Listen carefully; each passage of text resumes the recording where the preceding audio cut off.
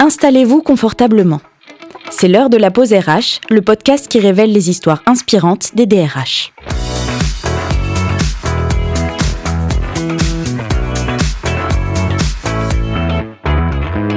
Dans cet épisode de la pause RH, nous parlons d'un moment que beaucoup de DRH connaissent au cours de leur carrière, le moment de bascule.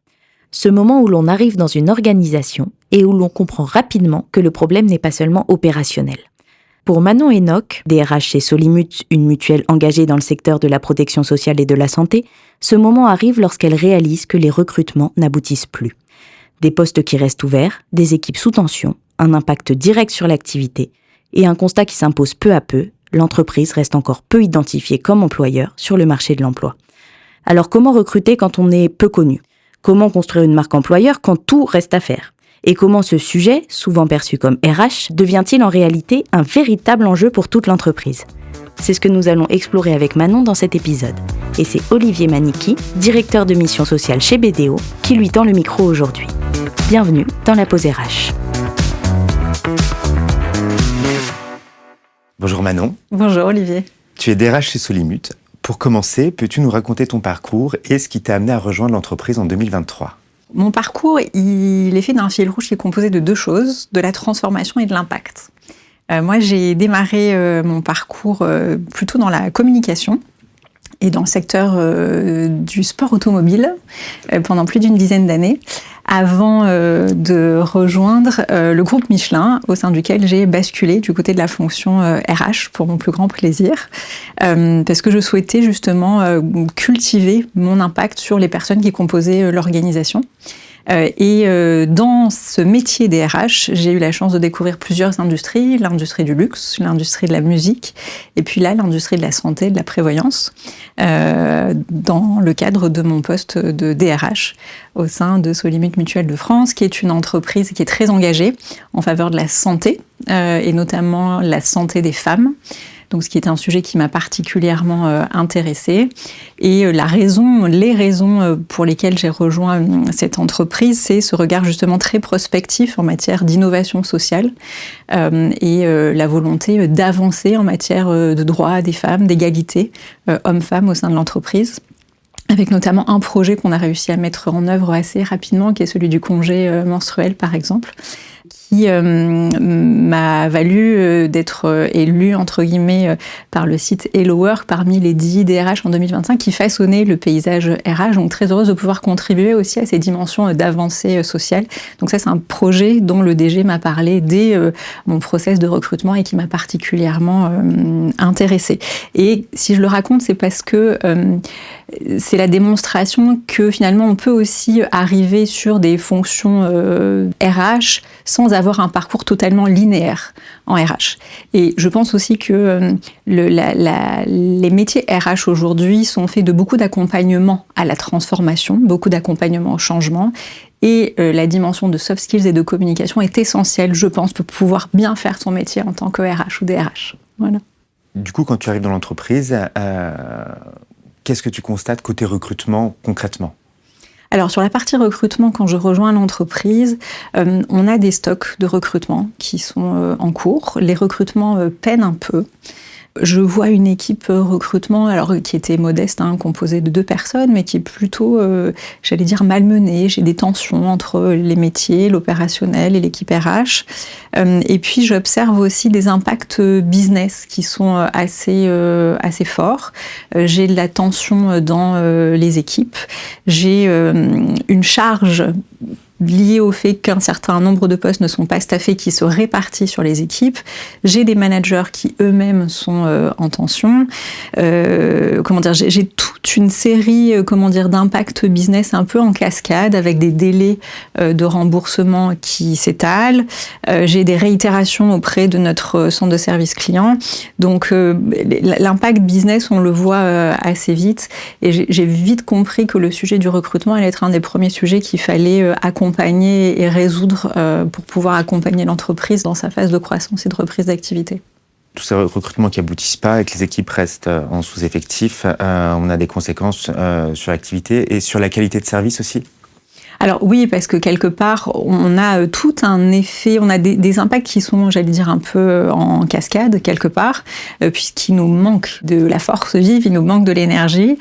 On a un certain nombre de postes qui sont à pourvoir. J'ai ce qu'on appelle la réitération d'appels au sein de notre centre de services adhérents. Comme j'ai des délais de remboursement, les adhérents appellent. Et cela, nous crée des boucles et crée de la surcharge. Donc en fait, dans cette config, j'allais dire un peu pas de crise, mais presque pas loin, l'absence de ressources vient rajouter de la crise à la crise. Et donc quelque part, à un moment donné, la qualité de service est nécessairement impactée. Donc c'est en ça qu'on a un impact business qui se fait un peu en cascade, avec un enjeu de prioriser nos recrutements, de les fiabiliser, de les sécuriser. Et à quel moment est-ce que tu comprends que le sujet se limite pas seulement à recruter, mais que l'entreprise est peut-être pas tout simplement suffisamment identifiée comme employeur ? C'est un moment où, j'allais dire, moi, je prends mon poste en 2023 et je me rends compte que l'entreprise a une certaine notoriété sur le bassin marseillais, mais dans des pôles, j'allais dire, très identifiés, et que la marque en tant que telle, Solimut, est assez peu connue, rayonne assez peu. C'est le constat que je fais, connaissant moi-même pas l'entreprise avant d'être sollicitée pour la rejoindre. Donc ça vient m'indiquer que le sujet du recrutement va être un sujet d'image, de réputation, de se faire connaître, de faire rayonner l'entreprise. Et j'identifie aussi assez vite que le sujet du recrutement ne sera pas qu'un sujet de process, mais un sujet d'écosystème. D'écosystème avec des parties prenantes à embarquer dedans, sur lesquelles notre enjeu, ça va être de passer d'un process qui est à parfaire, à la création d'une expérience candidat qu'on va souhaiter rendre apprenante, pour qu'il y ait, j'allais dire, un échange de bons procédés entre l'employeur et les candidats qu'on va pouvoir recevoir, qu'on fasse affaire ou non. Et notre enjeu, en fait, il a été autour de ça. En regardant la situation de plus près, qu'est-ce qui te fait dire que Solimut est finalement peu visible pour les candidats ? Est-ce qu'ils connaissent l'entreprise, comprennent ce que vous faites, vos métiers, vos valeurs ? Il est clair que quand on part quelque part de zéro en termes de marque employeur, c'est compliqué de se faire connaître, c'est compliqué de raconter qui on est, c'est compliqué de se faire une image quelque part de ce qu'est l'entreprise. Et tout l'enjeu d'une marque employeur, c'est de soulever un peu le rideau de l'entreprise et de raconter qui on est, de dévoiler un peu de soi à l'extérieur. Et puis on dit aussi que une marque employeur, ça se structure autour de 3 éléments, c'est une promesse, des histoires et des preuves. Ça tourne toujours autour de ça. Et donc nous, c'est un peu ce qu'on a essayé de travailler pour mettre en valeur qui on est, la singularité de l'entreprise, son projet social qui est très atypique. Nous, on est une entreprise de sens, une entreprise à impact social et sociétal. Notre mission, c'est de donner accès à la santé pour tous et pour toutes en développant notre expertise sur la santé des femmes. Donc c'est un angle très particulier pour une entreprise. Et à l'intérieur de cette entreprise, on a des métiers aussi très spécifiques qui sont en lien avec l'expertise qu'on veut développer et qu'on cherche à faire connaître au grand public. Donc on a fait tout un travail pour donner à voir qui incarnait ces métiers dans l'entreprise et le diffuser, j'allais dire, un petit peu de façon assez classique, pour que les gens qui nous rejoignent puissent comprendre à la fois qui on est et ce qu'on fait. Et de manière un peu plus large, est-ce que le secteur mutualiste souffre aussi, selon toi, d'un déficit d'image par rapport à d'autres secteurs de l'assurance ou de la santé ? Alors, le secteur mutualiste, c'est un secteur qui est parfois méconnu et quand il est connu, ne bénéficie pas d'une attractivité, j'allais dire, hors norme. Ça, c'est clair. Par contre, ce qui est intéressant au niveau du secteur mutualiste, c'est que c'est un secteur qui est porteur de sens. C'est un secteur qui porte en lui un projet social et sociétal très clair, qui est composé d'entreprises qui sont engagées, qui sont solidaires. Et ça, je pense que ce sont des axes qui parlent particulièrement à nos candidats d'aujourd'hui, j'allais dire toutes générations confondues, mais encore plus à la génération Z, pour qui, l'impact sur notre environnement, notre société est essentiel aujourd'hui. Donc on en est conscient et on y travaille avec la branche pour rendre ce secteur mutualiste plus attractif, plus moderne, plus attirant. On est sur le sujet.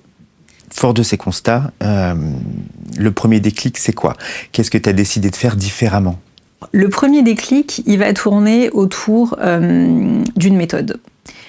Quand j'arrive, on voit clairement que nos recrutements peinent. Et à partir de là, je me dis, OK, comment je peux agir sur ce sur quoi j'ai la main et sur l'existant, en fait, avant de se dire, je crée, je travaille ma promesse, je travaille sur des contenus et je le fais savoir. Donc, agir sur l'existant, ça a été des choses très simples, très basiques, mais qui, petit à petit, par une stratégie de petits pas, nous ont emmenés vers des petits succès. Et on a commencé à accumuler des petits succès. Donc, pour vous donner des exemples très concrets, d'abord, ça a été l'actualisation de toutes nos pages entreprises. Et mettre à jour, créer un peu de contenu mais très léger, des petites photos, des petites vidéos mais très simples et très handmade. On n'a pas pris de gros moyens de production, mais pour mettre à jour nos pages Glassdoor, nos pages LinkedIn, Indeed, Hello Work, pour commencer à créer de la cohérence sur ce qu'on racontait à l'extérieur. On a démarré par ça, puisque on sait aussi qu'aujourd'hui dans le recrutement, alors même si j'aime pas ce terme-là, mais le rapport de force il a un peu changé, c'est-à-dire que c'est vraiment à nous entreprises à donner envie de rejoindre, et les candidats choisissent quelque part l'entreprise qui va être le plus en résonance avec eux. Donc on a commencé à travailler une forme de cohérence sur l'existant sur les différentes pages entreprises. Deuxième élément, c'est qu'on a revu nos offres d'emploi. Comment est-ce qu'on présentait l'entreprise à travers nos offres d'emploi? On avait beaucoup d'offres à l'époque, on se parle de ça il y a 3 ans, et la façon dont on présentait l'entreprise, l'angle n'était pas forcément le plus vendeur, le plus moderne, donc on a revu un peu le pitch de l'entreprise à travers les éléments que l'on diffusait en lien avec nos offres d'emploi. Autre élément, c'est qu'on a aussi revu toutes les communications qu'on adressait à nos candidats. On s'est inscrit dans une politique de répondre à 100% à chacun des candidats avec qui on interagissait. Simple, basique, rien de révolutionnaire. Mais le fait de bien le faire, d'être dans un discours un peu nourri, une réponse personnalisée, inviter à consulter nos pages Glassdoor, Indeed, LinkedIn pour faire du réseau rebouclé dans cet écosystème un peu digital, marque employeur très modeste à l'époque, mais ça a été nos premières actions. Et un autre élément qui est extrêmement important aussi, c'est qu'on a fait le choix de répondre à tous les commentaires qui étaient laissés sur ces pages entreprises. Ça, c'est un élément qui est très important parce que ce sont mes équipes qui m'ont convaincue de faire ça. Les commentaires à l'époque étaient très moyens. Et on s'est dit, il faut qu'on assume. Et face à un mauvais commentaire, on va répondre. Et on va répondre en disant qu'on est dans une logique d'amélioration continue et que toute critique pour nous est bonne à prendre à partir du moment où elle nous aide à progresser.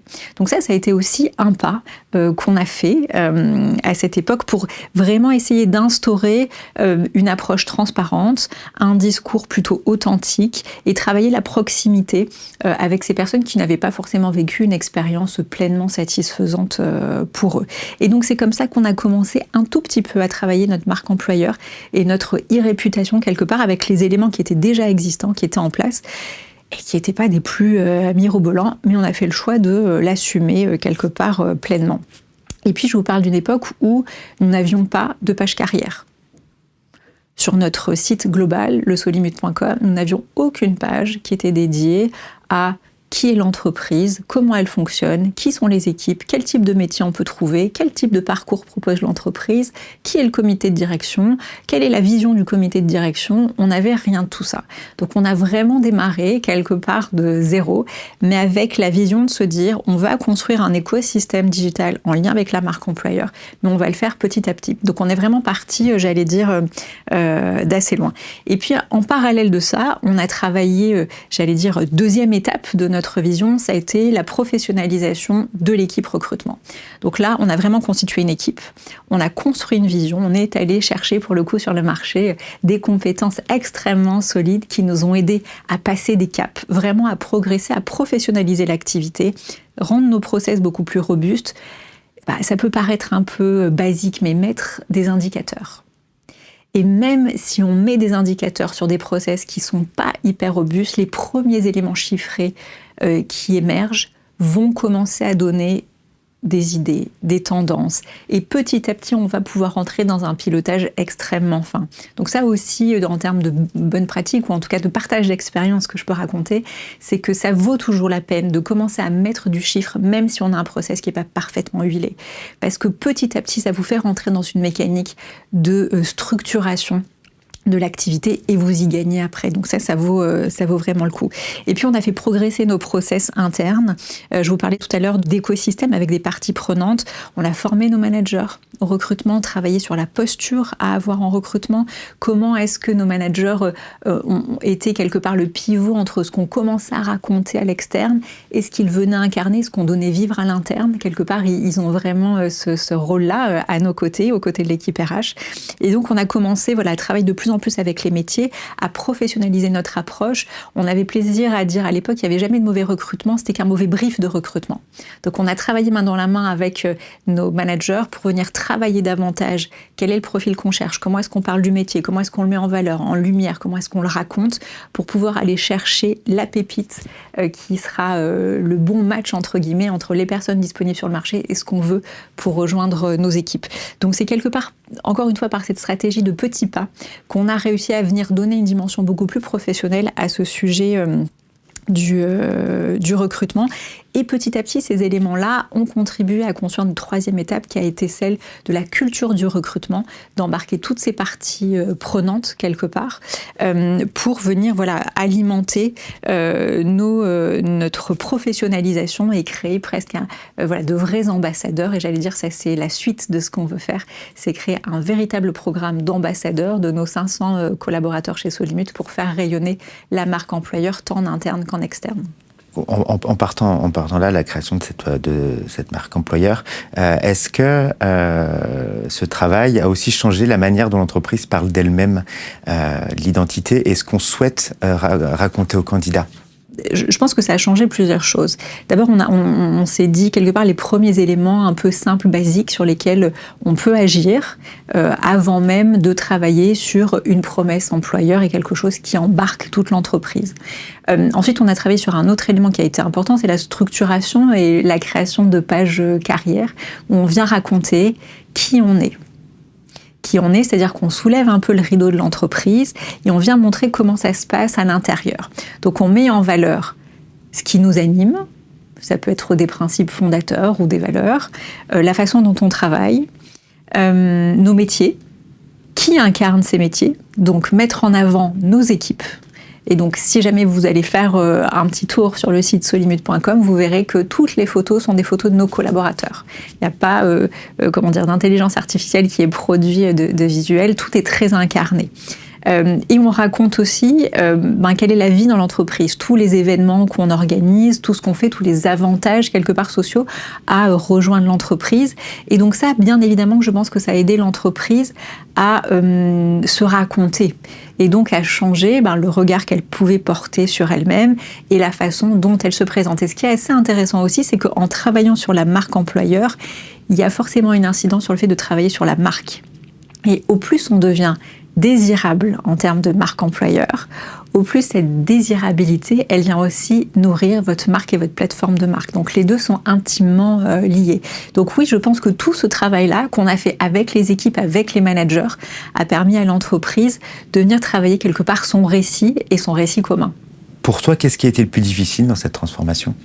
Je pense que ce qui est le plus difficile, et comme ce qu'on peut souvent retrouver dans des transformations qui touchent aussi à la culture, c'est le temps. Toutes les transformations humaines, c'est des transformations qui nécessitent de passer par plusieurs étapes de prise de conscience, d'acceptation, de construire ou déconstruire des croyances qu'on peut avoir, de construire un nouveau récit commun, de vivre des expériences ensemble pour s'engager dans un nouveau projet. Et toutes ces étapes-là, c'est des étapes qui prennent du temps, ça peut pas se décréter, ça a besoin de se vivre, de descendre, j'allais dire, dans la dimension un peu plus émotionnelle, un peu plus tripale. On dit souvent que ce qui met en mouvement les gens, c'est l'émotion. Parce que la racine latine emovare, c'est ce qui fait qu'on se met en mouvement.